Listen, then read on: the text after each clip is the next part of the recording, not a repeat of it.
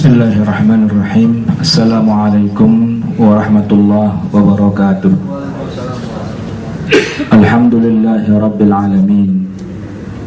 Wassalatu wassalamu ala nabiyyina Muhammadin wa ala alihi wa sahbihi ajma'in, amma ba'du. Subhanaka la ilma lana illa ma 'allamtana innaka antal alimul hakim. Hadirin jamaah yang dimuliakan Allah, kita awali kajian kita pada siang hari ini dengan sama-sama kita membaca basmalah. Bismillahirrahmanirrahim. Judul sebagaimana yang ada di layar hari ini agak beda, karena sebenarnya saya bukan dokter hati atau ahli masalah perhatian, karena biasanya saya mengkaji masalah fikih dan syariah. Tapi entah bagaimana, mungkin hari ini adalah hari ujian buat saya, disuruh nyampein materi tentang penyakit hati dan sebabnya serta obatnya. Bukan ahlinya, tapi sok belagu ngerjain sesuatu yang bukan pekerjaannya. Ikhwati fillah rahimakumullah.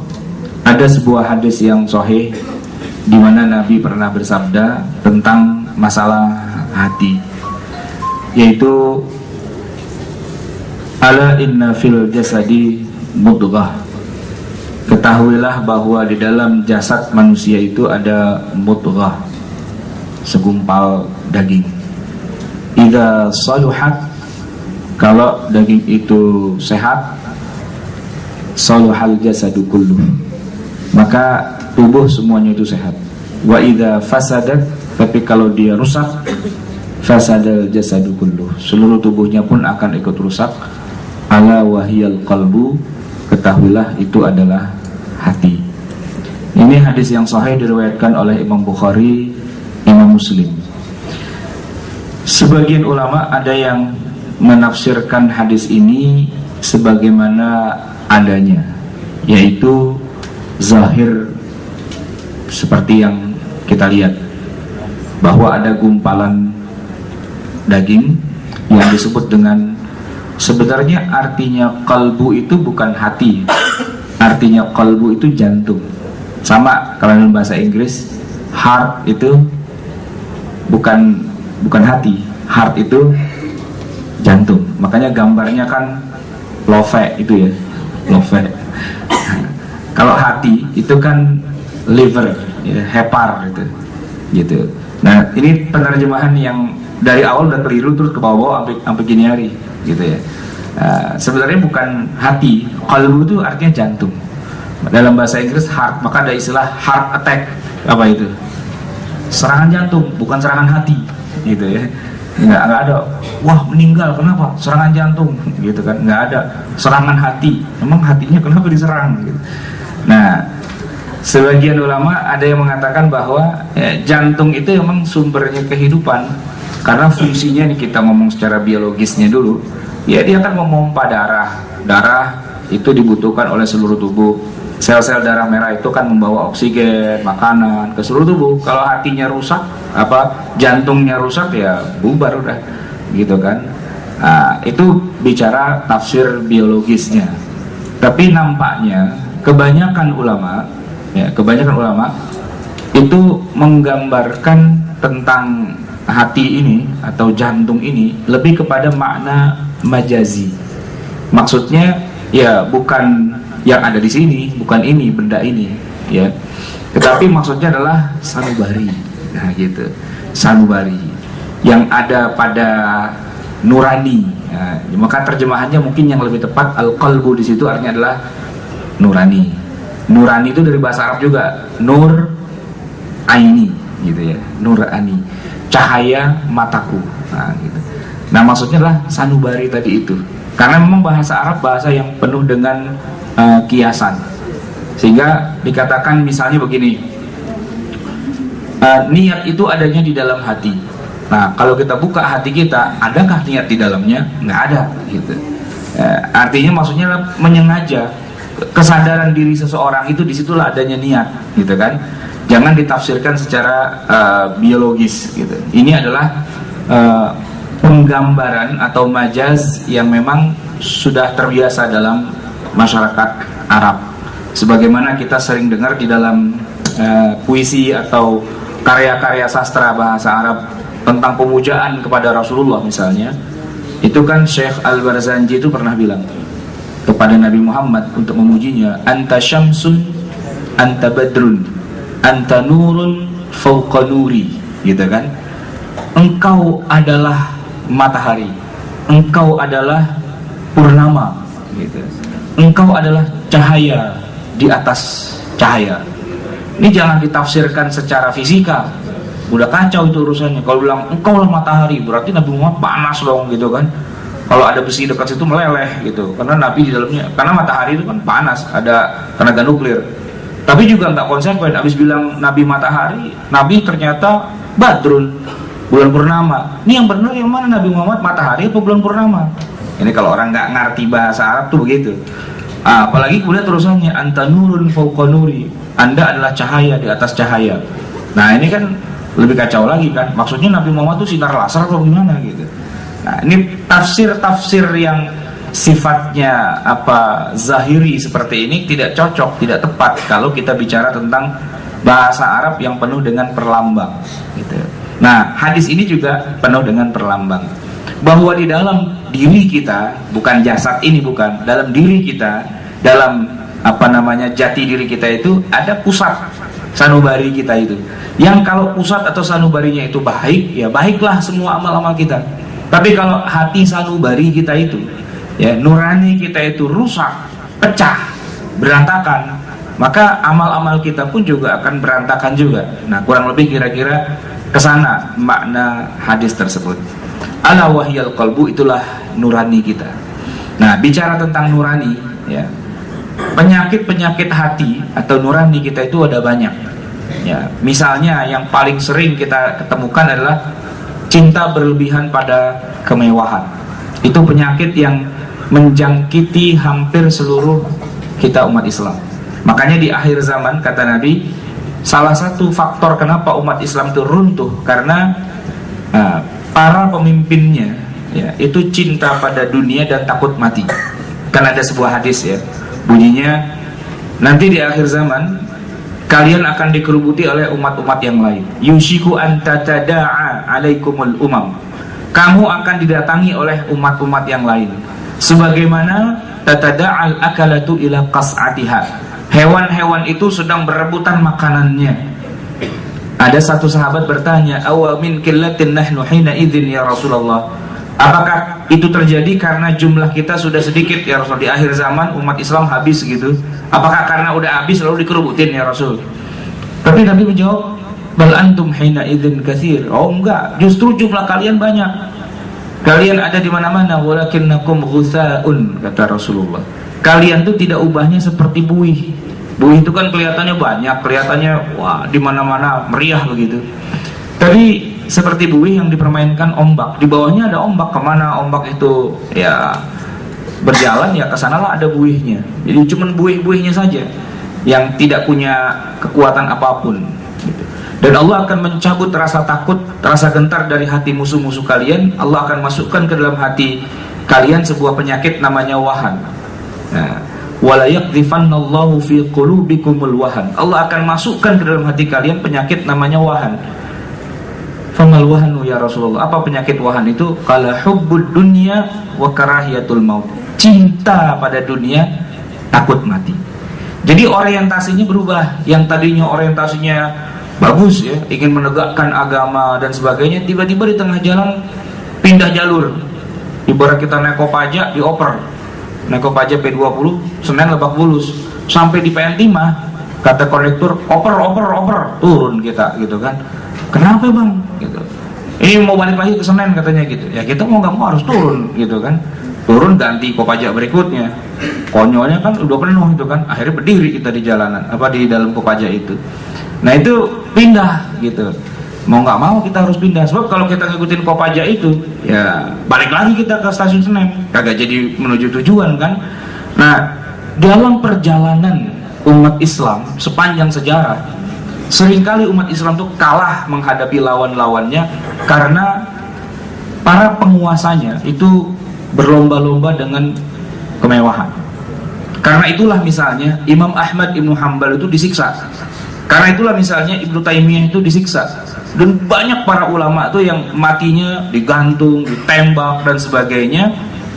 Kenapa? Karena mereka harus berhadapan dengan penguasa, tapi penguasanya itu tujuannya bukan kepada tegaknya agama, tujuannya kepada kemewahan. Nah, ketika para ulama yang berani, yang jujur, yang punya idealisme, punya integritas ini mengingatkan, bukannya didengerin, tapi malah dihabisi gitu.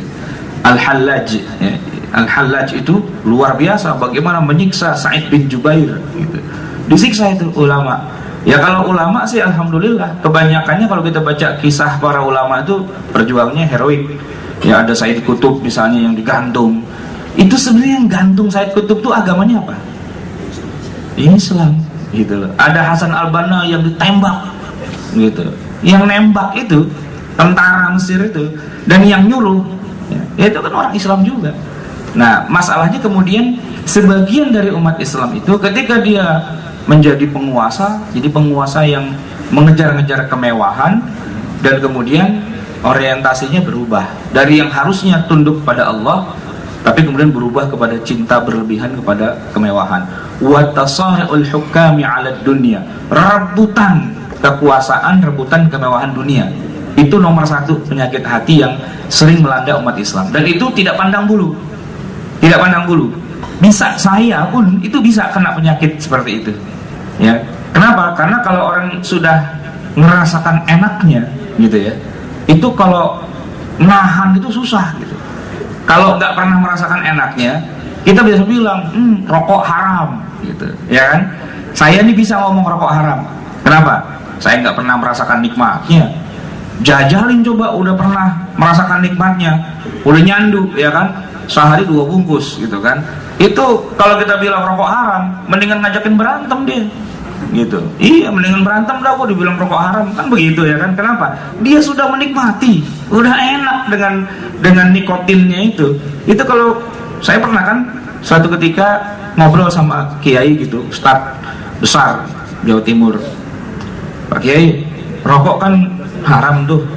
Nggak bisa, dia bilang. Nah, rokok itu fardu ain, dia bilang gitu. Soalnya dia tiap hari ngerokok kan. Saya bilang, Pak Kiai, ini kan madaratnya banyak, bla bla bla. Dia bilang, terserah. Nah, bahasa Surabayanya lu prek gitu, dia bilang gitu. Yang ngerti bahasa sana tahulah gitu. Ya udah, saya mundur gitu kan. Nah, dia bilang apa? Gini, saya ini kiai pondok pesantren. Saya punya santri banyak. Tugas saya ngajar. Kalau saya jadi kiai tapi nggak pernah ngajar, percuma kan? Gitu. Saya ngajar kitab setiap subuh tuh saya ngajar. Dia bilang. Tapi kalau saya nggak merokok dulu, itu huruf-hurufnya nggak ada yang kelihatan, dia bilang. Hurufnya nggak ada yang kelihatan. Gimana saya mau ngajar coba, gitu kan? Kalau saya obatnya apa? Obatnya merokok dulu. Di Samsu 2 batang. Nah, setelah kebal, baru hurufnya kelihatan, dia bilang. Berarti kan mala yatimul wajibu illa bihi fahuwa wajib, dia bilang. Ngajar itu wajib. Nah gitu. Tapi ngajar nggak mungkin terjadi kalau nggak ngerokok dulu. Berarti rokok itu fardu ain, dia bilang gitu. Nah udah susah kan, kalau orang udah ngeyel susah. Intinya kan dia udah doyan sama rokok itu. Kita bilang, wah ini nggak boleh, ini nggak boleh, nggak boleh. Kamu tuh nggak ngerti apa-apa gitu. Pasti diremehkan seperti itu. Itu susah kalau orang sudah cinta berlebihan pada kenikmatan. Nah gitu. Saya bisa jadi begitu juga. Mungkin saya nggak suka dengan rokok. Karena saya nggak suka, saya gampang aja bilang rokok haram. Kan selesai kan. Nggak punya beban saya gitu. Tapi kalau kemudian misalnya saya udah doyan rokok gitu kan, terus tiba-tiba saya harus bilang rokok haram, itu ngomongnya susah juga itu, ya kan? Saya mau bilang haram, tapi saya doyan rokok gitu kan. Nah itu kan susah. Nah, disitulah konflik batinnya itu akan muncul. Itu penyakit hati, susah ya, karena sudah terbiasa pada kemewahan. Untuk menghentikannya itu tidak gampang. Maka banyak para ulama di masa lalu itu yang mereka sangat berhati-hati dengan pusat-pusat kekuasaan.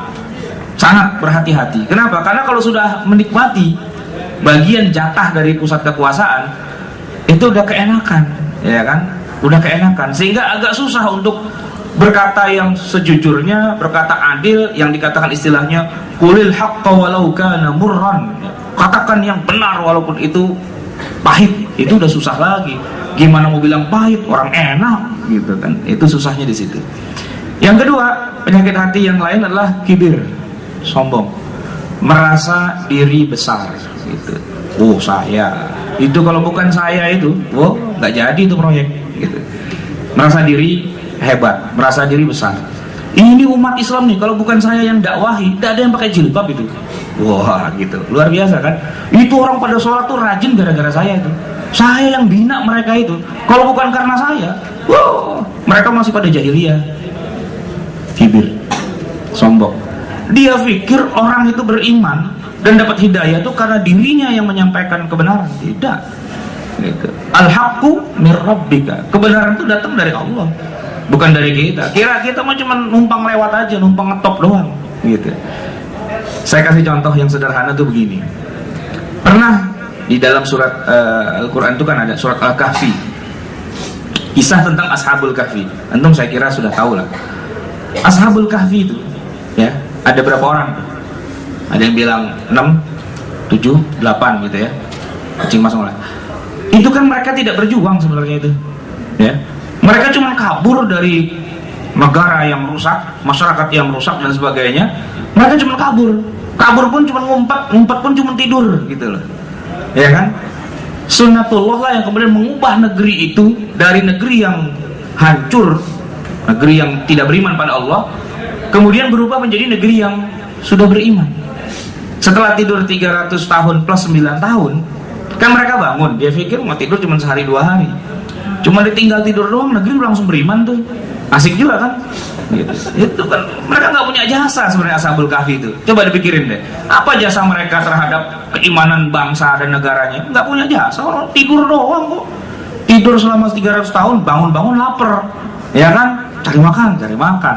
Begitu mereka cari makan, nah kok berubah suasana yang tadi jahiliyah dan sebagainya, kok sudah jadi bagus semua. Apa bisa itu Ashabul Kahfi mengatakan, tuh lihat, kalau bukan saya, negeri ini masih kafir? Bisa nggak bilang begitu? Enggak. Rasulullah saja itu mau ngasih hidayah kepada pamannya nggak bisa kok. Sampai matinya pun tidak mau mengucapkan syahadat gitu. Tapi Allah yang punya kuasa. Tiba-tiba ada Umar masuk Islam, tiba-tiba ada Hamzah masuk Islam, tiba-tiba orang Madinah datang ke Mekah mau masuk Islam. Begitu.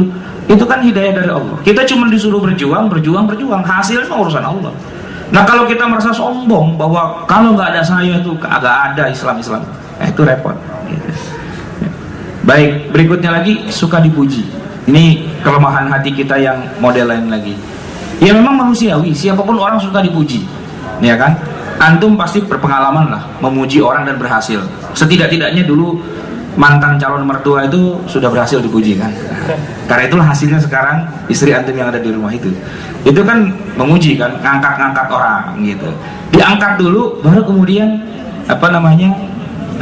plek belakangan ya gitu. Saya masih ingat dulu ketika kita masih kuliah di Lipia itu, Dr. Salim Segaf Al-Jufri pernah nasihatin kita begini. Antum itu lebih pintar daripada kiai antum yang di pesantren. Sebab antum udah banyak belajar. Wah, ilmu semua lengkap. Cuma kalau antum tidak pandai mengambil hati kiai yang di pesantren itu, percuma. Antum akan dimusuhi.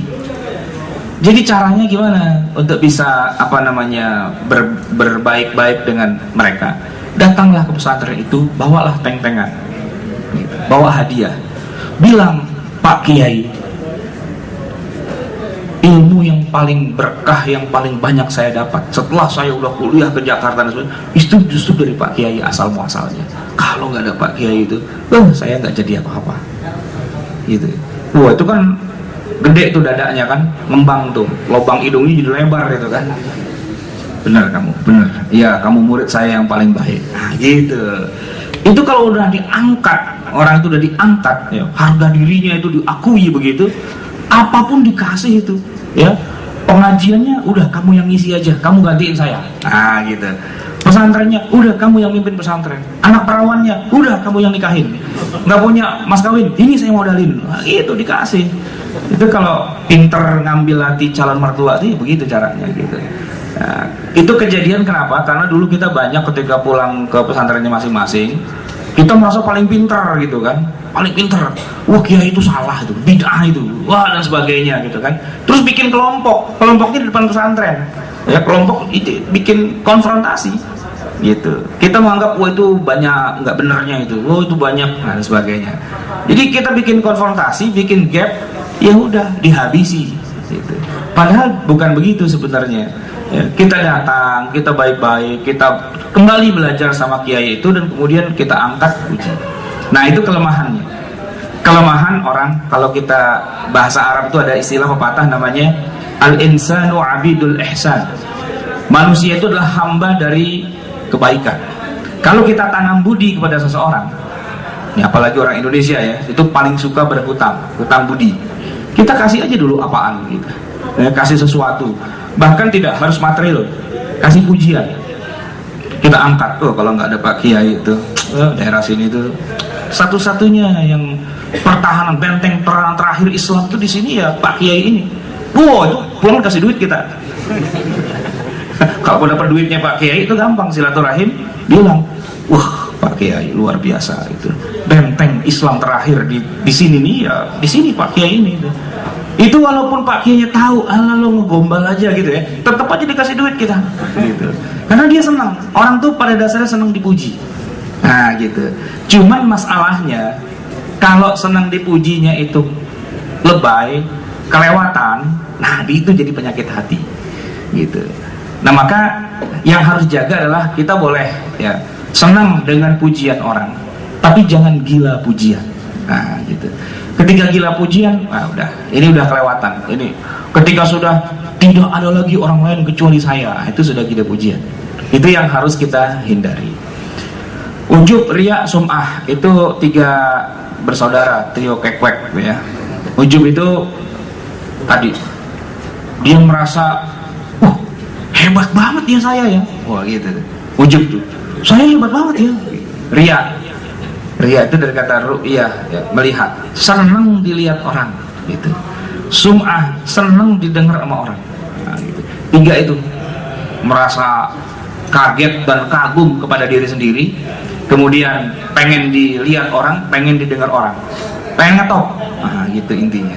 Biar tersohor. Ini penyakit orang Betawi nih, saya orang Betawi itu. Orang Betawi itu punya satu penyakit namanya itu. Biar tekor asal nyohor. Nah, gitu. Nggak apa-apa tekor, ya kan? Ayo makan. Oh, makan gitu kan. Dia yang bayarin, besoknya ngutang. Biar tekor asal nyohor itu. Penyakit hati juga itu. Ya. Maka hati-hati juga dengan penyakit yang satu itu. Israf. Israf ini boros, ya, boros. Dalam banyak hal kita sering mengeluarkan pengeluaran yang sebenarnya tidak perlu, yang bukan yang seharusnya kita keluarkan malah kita keluarkan. Kalau sudah begitu nanti hukumnya jadi terbalik.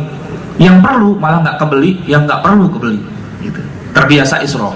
Jadi beda orientasi gitu. Dari awal niatnya A, hasilnya malah Z. Itu kayak istri saya kemarin. Ceritanya dia lagi masak di rumah. Rumah saya nih di belakang Mall Ambassador. Dekat banget itu dari rumah ke Ambassador. Ada Carrefour kan di situ. Nah ceritanya dia lagi masak, nyicipin, ada yang kurang, kayaknya kurang garam nih. Buka lemari, garam habis ternyata. Waduh, gimana nih garam habis? Masakan gak enak. Matiin kompor, jalan, cuk, mau beli garam, kemana? Carrefour. Pulang tuh nggak jadi beli garam, beli kulkas 2. Lagi promo Bi katanya. Promo, garam mana? Oh iya, garamnya lupa. Nah itu dia tuh. Itulah strategi apa namanya pusat-pusat retail itu begitu kan, gitu. Emang murah, mungkin garamnya gratis kali itu. Ya nggak apa-apa, garam gratis, orang kulkas 2 dibeli kok, ya kan. Nah, ini kulkas buat yang di atas, ini buat yang di bawah. Halah, tujuannya kan garam tadinya, kenapa jadi kulkas gitu kan? Dia garuk-garuk kepala, iya juga ya katanya. Ini masakan gimana dong? Iya beli lagi deh garam di warung, suruh bantu ya. Nah itu israf ya. Itu biasa kan. Gadget misalnya, kita nih, saya beli gadget ini ya apa sih, telepon pinter apa namanya gitu ya, Itu waktu beli, wow, bangga banget, 5 juta lebih 3 tahun yang lalu gitu ya. Begitu 2 bulan harganya turun, keluar lagi model yang terbaru. Saya udah malu nih pegang-pegang begini, begitu melihat, hebat, malu taruh sini gitu. Itu israf gitu. Ya bukannya nggak boleh sih beli gadget gitu, terserah beli aja gitu. Cuma maksud saya, apa sih fungsi dari alat itu kan sebenarnya untuk membantu pekerjaan kita. Cuman kemudian bergeser dari yang tadinya membantu pekerjaan berubah menjadi lifestyle gitu. Kalau masih ada pegang yang yang jadul-jadul itu diketawain gitu, atau dibilang ente pengoleksi benda-benda antik ya gitu kan. Gitu. Saya punya teman tuh handphonenya dikaretin gitu ya. Dikaretin gitu, anaknya dikasih dibuang sama anaknya. Handphone kayak gini dikasih saya katanya, dia pakai. Saya bilang handphone itu yang penting bukan model terbarunya, bukan gitu. Berapa duit yang bisa dihasilkan dari handphone itu kan? Transaksi bisnis berapa? 2M, deal. Handphone jelek nggak apa-apa, cuma diikat pakai karet. Yang penting dealnya berapa duit kan begitu. Jangan handphone doang gede, cakep, pulsa kagak ada, ya malu-maluin. Hasad ini saya bikin definisinya gampang lah begini. Senang melihat orang susah lihat orang senang gitu. Gampangnya begitu.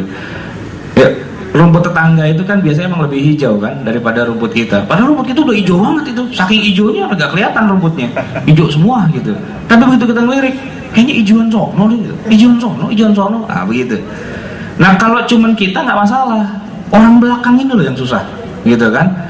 Nah, saya pernah ngajar di STAN itu. Saya bilang, semoga saya doakan kalian nih pada mau lulus. Semoga nggak ada yang jadi gayus, saya bilang. Gitu. Punya integritas, nggak ada yang bisa disogok, karena mereka petugas pajak bakalannya. Cuman saya bilang hati-hati dengan orang belakang gitu. Ente sih ikhlas, saya bilang. Bini ente kagak ikhlas, banding-bandingin. Mas, itu kan adik kelas mas waktu kuliah dulu, itu mobilnya udah 3 mas, masa kita masih naik motor mulu? Nah, saya bilang itu dia masalahnya, penyakitnya. Ente bisa ikhlas, bini ente kagak ikhlas. Dia bandingin dong, ya kan, itu adik kelas, mobil udah 3. Nah ini yang senior kenapa masih motor yang kreditannya belum selesai gitu kan. Nah gitu, saya bilang tapi itu masih mending kalau cuman bini. Orang perempuan tahu apa, masih bisa digituin.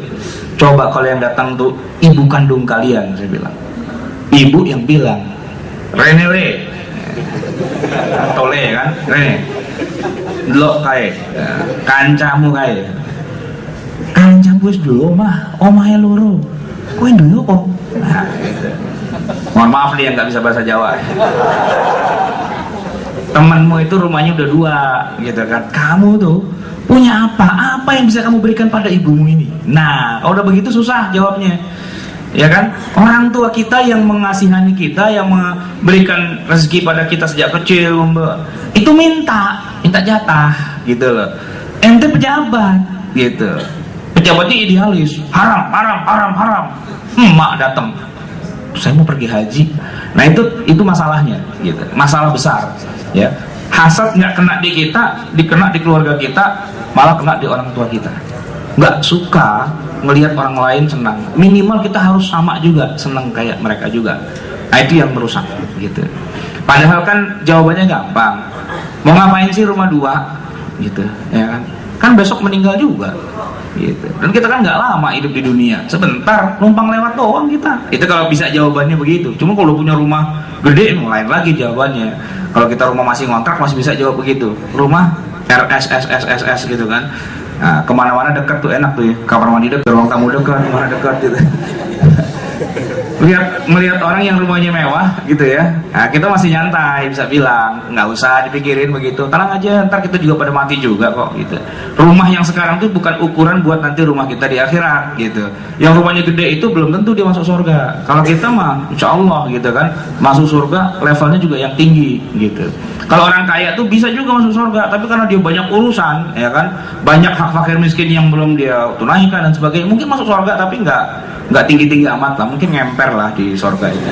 Langsung di surga cuman di emperan. Nah, gitu. Nah itu orang kalau bisa jaga hatinya, dia tidak hasad dengki pada orang, orang lebih iri hati pada orang lain, itu dia bisa bagus itu, insya Allah gitu. Itu integritas itu mahal, nggak ada sekolahannya masalahnya. Ya tidak ada mentang-mentang orang itu kuliah tinggi lalu kemudian dia bisa tawadhu, tidak ada hasad dalam hati, itu susah, nggak ada sekolahannya. Nah ini yang terakhir nih, suudzon, ya, itu penyakit hati juga. Bawaannya orang lain tuh salah melulu gitu di mata kita. Karena mungkin pekerjaannya juri kali ya. Juri kan nyari-nyari kesalahan orang mulu kan gitu. Atau mungkin dosen penguji gitu. Waktu sidang tesis tuh kata dosen penguji saya bilang begini, sebenarnya tesis Anda ini sudah sangat bagus. Saya pribadi bilang tesis Anda bagus banget gitu. Ya kan, saya saja belum tentu bisa bikin tesis kayak gini. Gitu dia bilang. Wah, saya udah seneng dong gitu. Tapi begini, karena saya dosen penguji, maka saya harus cari-cari kesalahannya. Nah kesalahannya dia buka, wah 20 itu kesalahannya. Dia puji dulu setinggi langit, kemudian dibanting gitu kan. Ya iyalah, namanya juga dosen penguji. Begitu udah selesai dia bilang, maafin saya ya, namanya juga saya penguji, berarti saya kan harus mencari kesalahan gitu. Ya kalau dosen penguji mah nggak apa-apa, emang dicari-cari kesalahan. Tapi masalahnya sekarang kan kita hidup bukan dengan ujian-ujian. Ya. Nah, kalau paradigma berpikir kita adalah orang lain harus salah dan kita selalu benar, ya itu yang jadi masalah di situ. Ya, orang lain bawaannya selalu keliru aja di mata kita, gitu. Dan kita selalu benar saja. Orang kalau sudah hatinya tertutup dengan perasaan suudzon, ya udah, ya, dia hidup sendirian akhirnya, karena dialah yang paling benar, idealis, kemudian juga merasa diri paling benar itu, dia jadi punya atmosfer sendiri, gitu ya. Di mana orang lain salah, dia susah untuk mengatakan atau sekedar menghargai orang lain pun tidak bisa. Berdebat, nggak mau ngalah, gitu kan? Diskusi, nggak ada cerita kalah.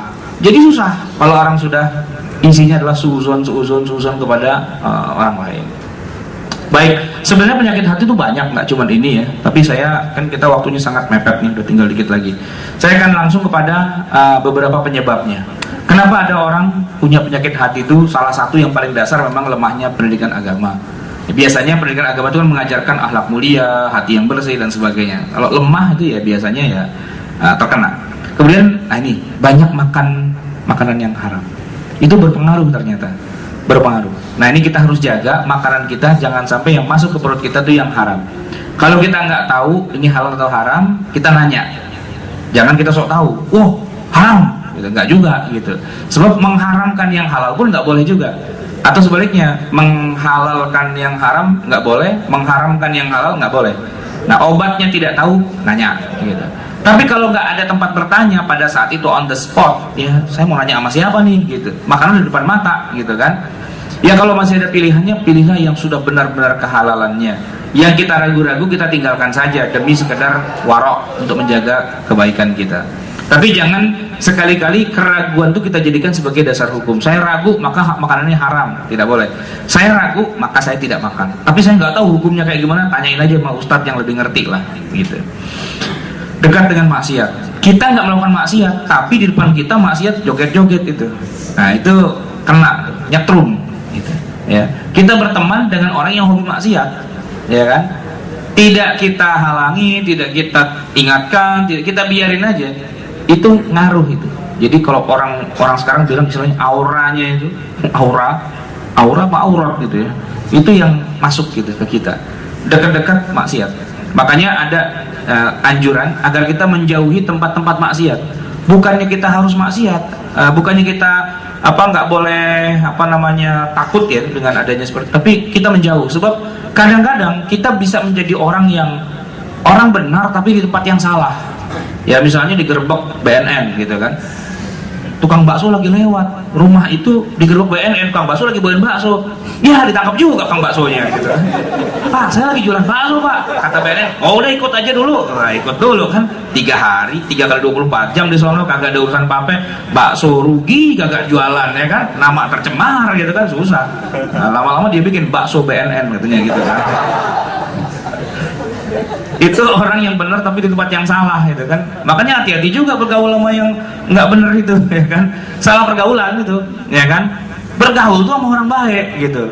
Ya walaupun kita nggak dapat kebaikannya langsung gitu kan, tapi kan kita bisa nyebut, kemarin Anda ketemu dengan Ustadz Fulan, saya ketemu dengan Kiai ini, saya ketemu dengan syekh ini, saya ketemu. Nah itu kan walaupun kita nggak dapat ilmu apa-apa sih, jadi sopir ilmu apaan gitu kan ya.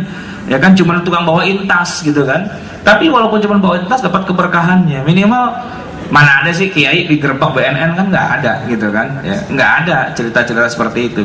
Tapi kalau mainnya sama garong, sama maling, sama apalah gitu, koruptor dan sebagainya, kita sih bersih gitu. Cuman ke bawah-bawah nama kita, serempet-serempet, itu yang kita kagak suka tuh begitu ya, di bawah-bawah gitu. Itu yang harusnya kita hindari lah gitu.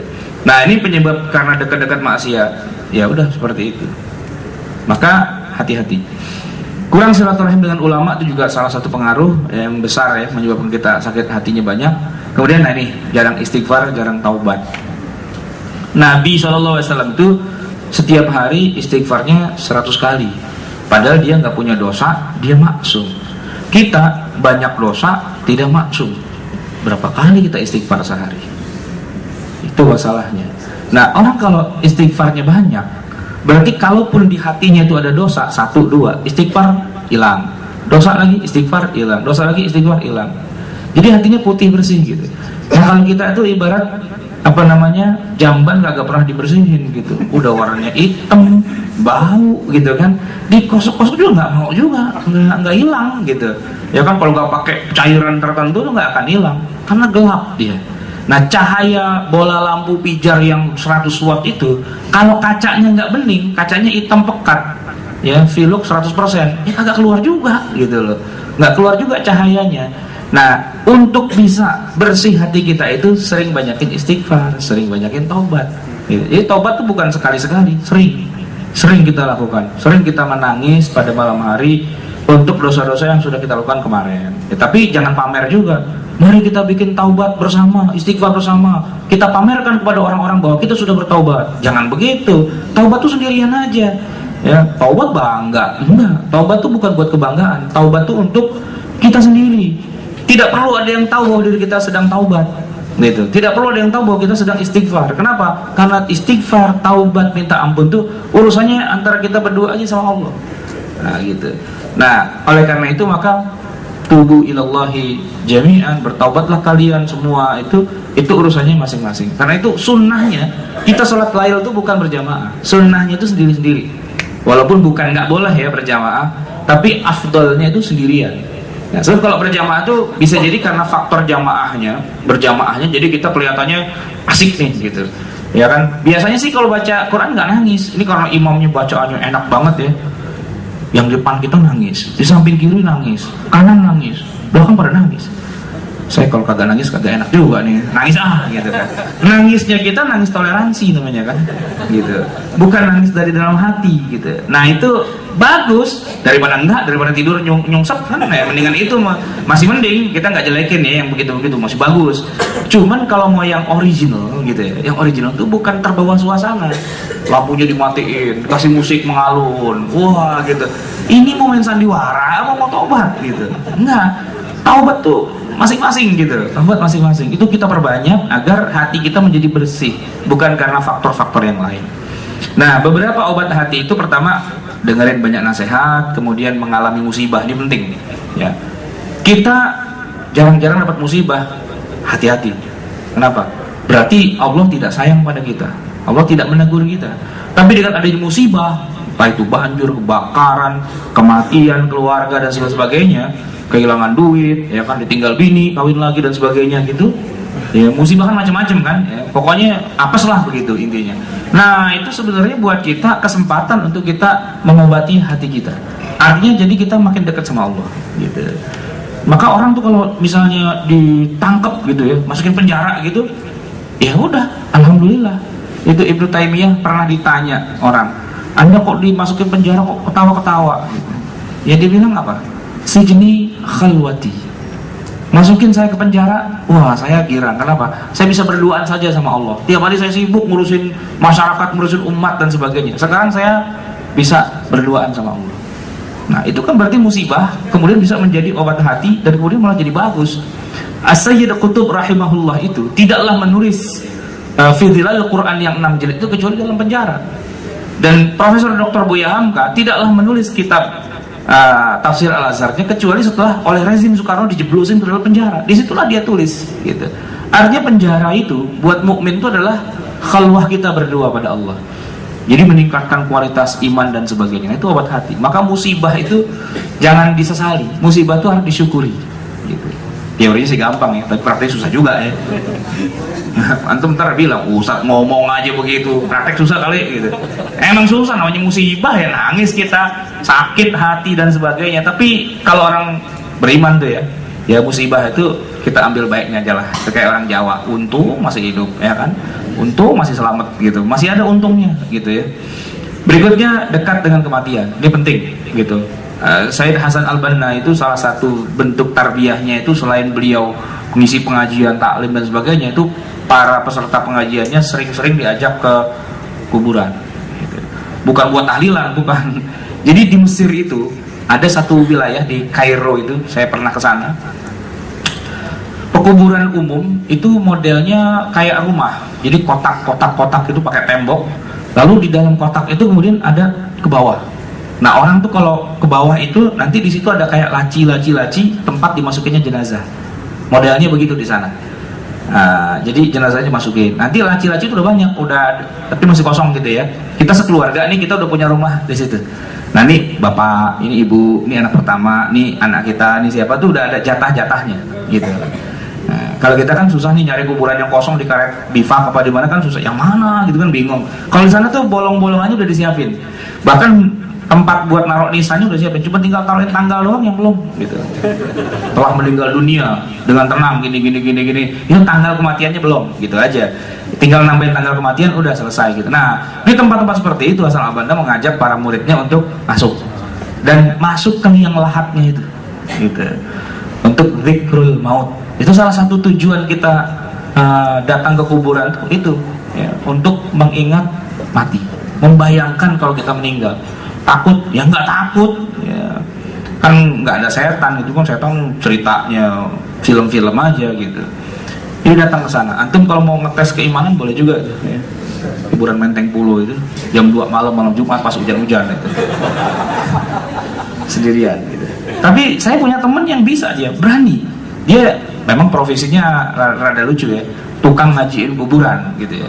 Itu emang lumayan juga tuh proyek, seminggu ngajiin kuburan dapat 7 juta, lumayan itu ya.